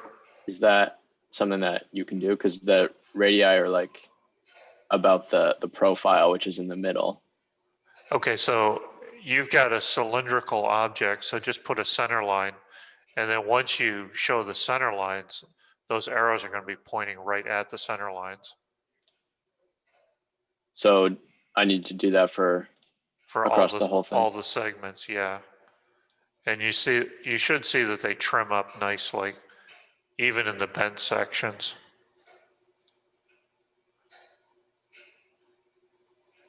Like in there.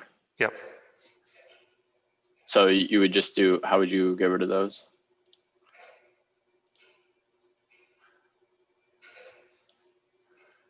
So go ahead and click on one inner section of bend and then the outer section of the bend.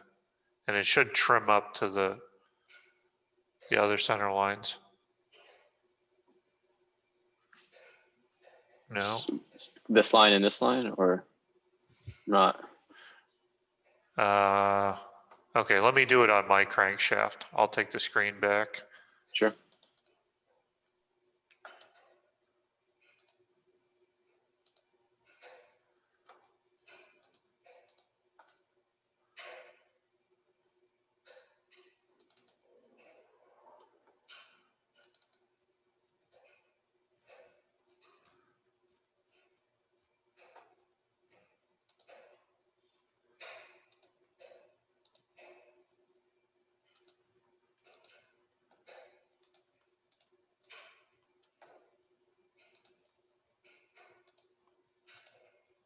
All right.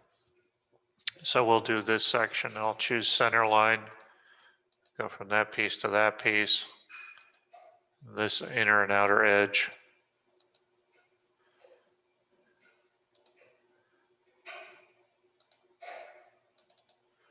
And you should be able to just double click on it and it should trim up.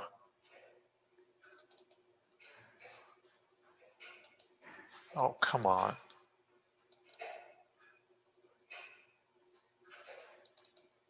There. So I double clicked on the center line out here and it automatically joined this up. So what I'll do is I'll add some more center lines.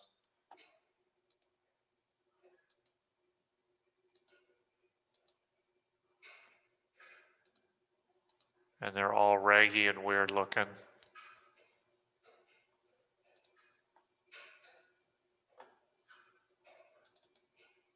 As soon as I double click, it trims up automatically.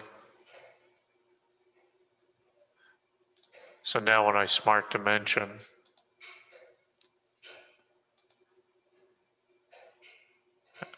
oh wait a minute, you imported the design annotations. So let's do it that way.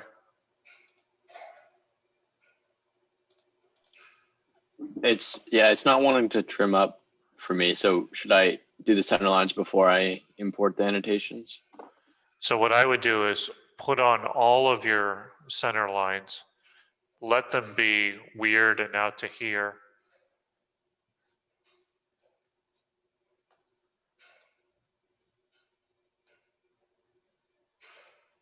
Get rid of some of this stuff. So I'll do another section of center line.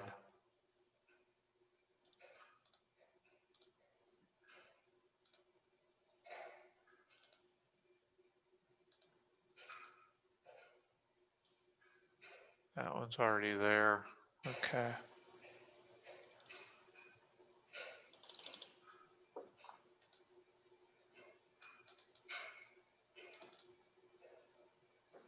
There. So I was out of the command and then it trimmed up as soon as I clicked on it. So let's see, I still got some stuff over here.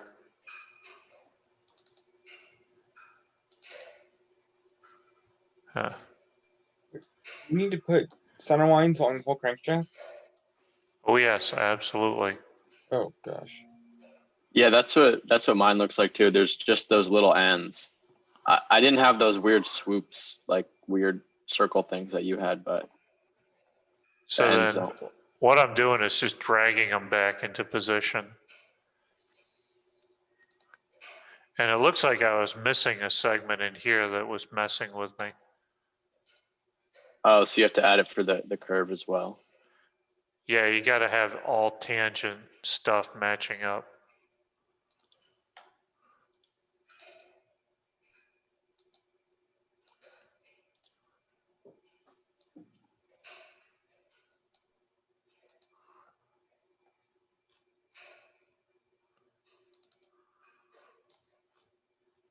That trimmed up.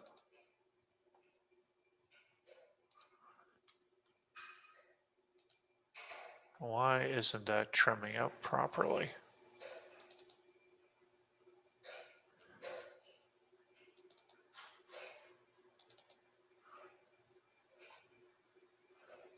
Trimmed up that side when I clicked on it.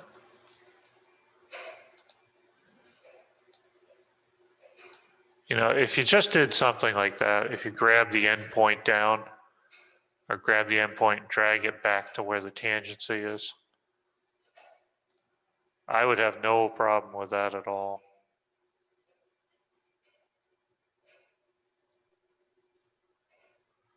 So I have one more quick question. Yeah, Andrew, go for it. I cannot get a center mark on the cross. Let me share. Yeah, go ahead. Center mark. Can you see it? Yeah. Okay. I hit it and it's not giving me this.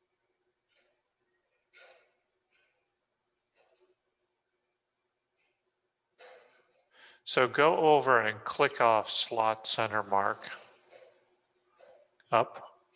See this? Okay. And now say okay. It should have worked fine. So let me go put it on mine and let's make sure we have the same options checked.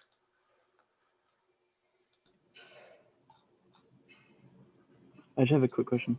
Are you supposed to put center marks and center lines on assembly drawings? Yes. Okay. Whenever practical, right?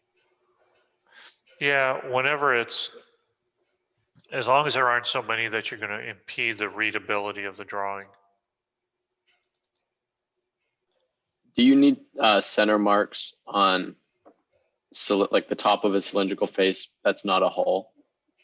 Yes, so in the case of the bosses for the cross, absolutely. Okay.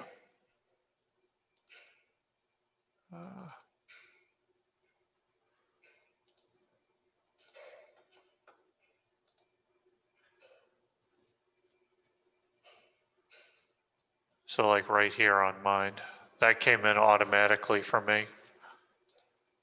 But if I get rid of it, Huh. so that worked just fine. Okay, so what have I got clicked that you may not have clicked? So I've got slot center mark clicked, single center mark. The slot stuff shouldn't matter at all. What you're seeing, Andrew, looked a lot like when I was having trouble yesterday in lecture with the oh shoot, it was the bore chart stuff coming in as white labels, which was just weird. I ended up having to shut down SolidWorks, restart it, and then it came in looking normal. You may want to try that. I don't want to try it, but if that's the only way to do it, Yeah, I would just do a save all and then restart SolidWorks. okay. All class is about over, so I'll give that a go. I'll let you know in office hours if it doesn't work. Okay. Thanks. I had a quick question about the engine, or I had two questions. Go for it. You think I could share my screen? Absolutely. It's all yours. So I couldn't remember.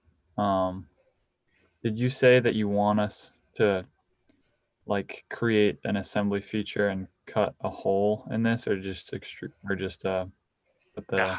No, just make that as a common part with a hole in it. Oh, okay.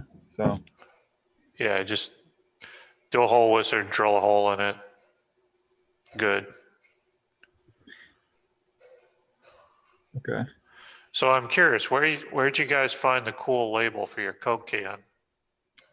I just looked up Coke can label, and I looked up how to do it because I want it to look nicer. Okay. It's not the best. It's kind of whatever, but So did you actually wrap a JPEG around it? yeah. Nice. But There is tons of information online. yeah. There is too much information online. I got to tell you, it makes making lessons really hard. I mean, yesterday I got caught up watching a video how a guy took a step of like a snake thing. Uh-huh. And he made the part and he made it also dynamically show the length of that curve. And I don't know, I get caught up with that kind of stuff.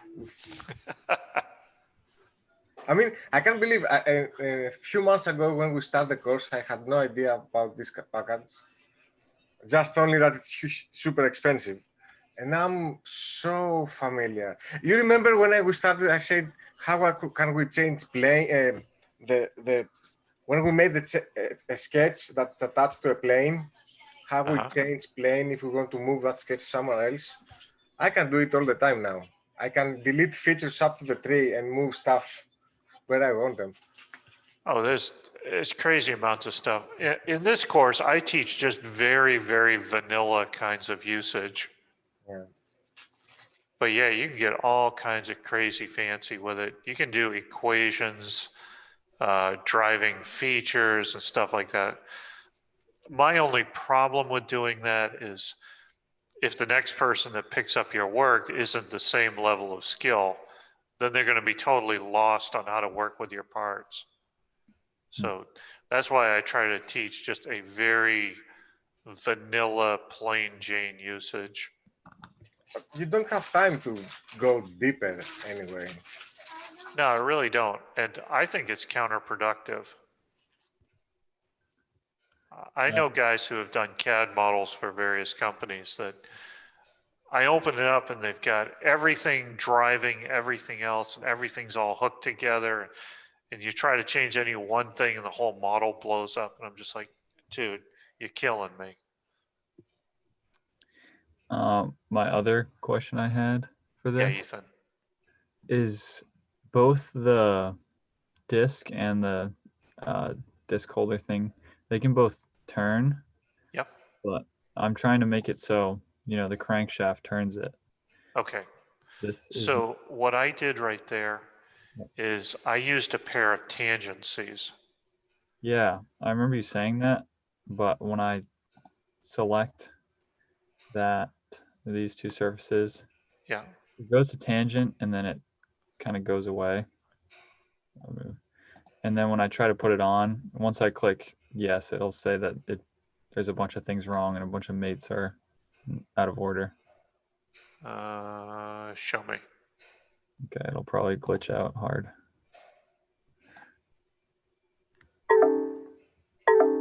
Yep.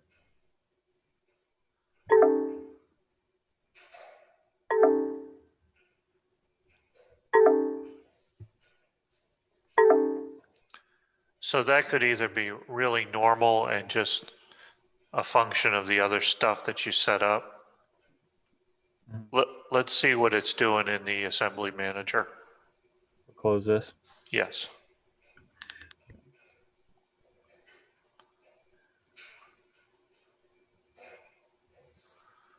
Okay, so go to the top and show me all the assembly mates, please. Right. Or you mean like the mates right here? Yeah, that one. Sorry, my bad.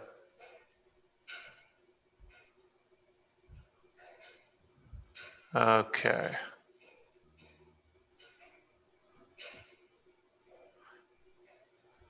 So go to the bottom of your list of mates, please. So parallel 3. Click on that, please, and show me the faces that are affected by parallel 3. Which Go one? down. Go down. Oh, right here.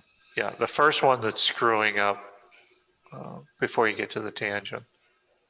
Yeah, it's the hole of the tape for the elbow.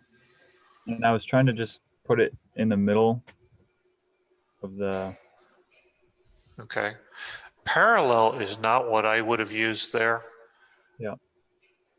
I used a concentric to keep the spacer on the shaft, and then I used a tangent to keep it up against the can. So I would delete parallel 3 and see what that solves. Okay.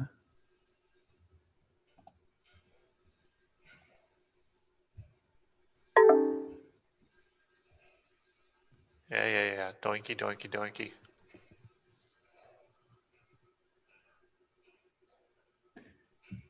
I don't... And then tangent 10. What is tangent 10?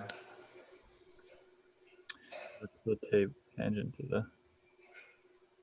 Oh, that shouldn't. I think this is the... So yeah, I didn't use tangents there.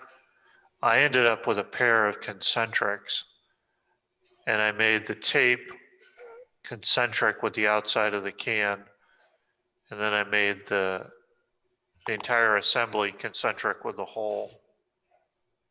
So I'm not quite sure. The tangent seems a little funny to me.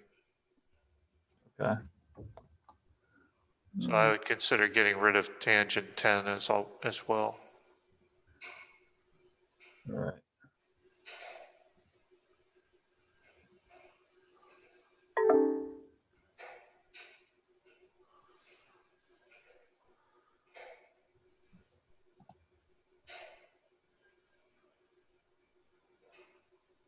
Okay, so that got rid of most of the issues.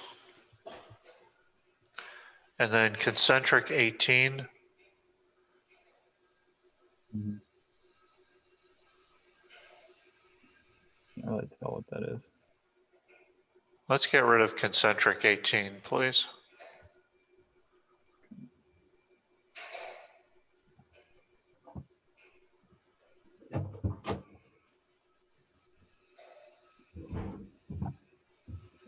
Did it delete?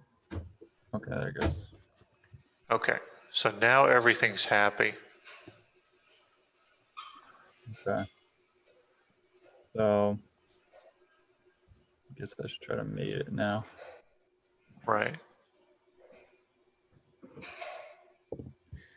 Yeah, my SolidWorks it ran pretty nice at the start of the semester, but now it's kind of slow. That is pretty glitchy. That's... Yeah, I know. It's bad. Okay, and then the bottom of the slot. Is it the bottom? I thought it was the side. I think you already did the side. Well, I made a little extrusion right here, so I could just mate it easily to the bottom. Okay. No, it won't let me click that face for some reason.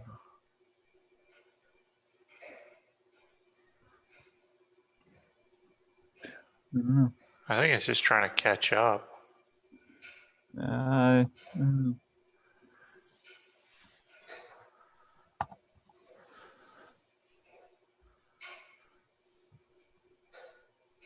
Let me select this. One sec. Try selecting that first. No.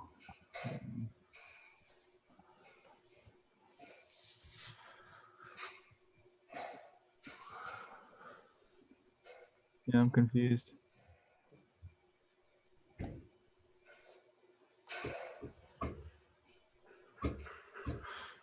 I mean, honestly, what I would do at this point is I would save everything you've done and then restart your machine just to free up some RAM so it's not so painfully slow. Yeah. Well, yeah, I guess I can just try to solve this, and then if I don't figure it out, I can just email you again or something. Yeah, or we can take this up again in office hours if you want to do it that way. Sure. Or if you want to have a Zoom chat later, we can do that. Okay, sounds good. Okay.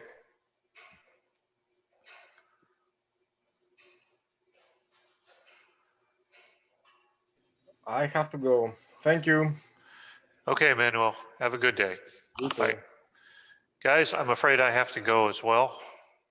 Have a good day. Bye.